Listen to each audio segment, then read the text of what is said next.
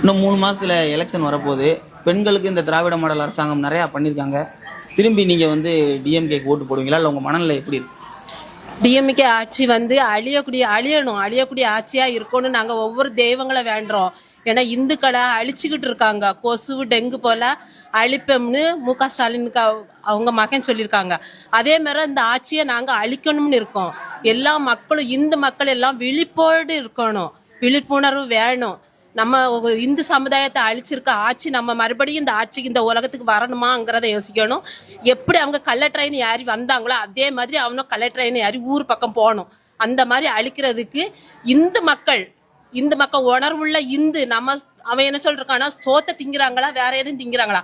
நம்ம சோத்தை திங்கிறது உண்மை. நம்ம இந்து சமுதாயம் நம்ம தெய்வங்களை கும்பிடுறது உண்மையா இருந்து அவங்க ஒவ்வொரு இந்துக்களும் அவங்க உணர்ச்சியோடு இருந்தாங்கன்னா இனிமேல் இந்த ஆட்சி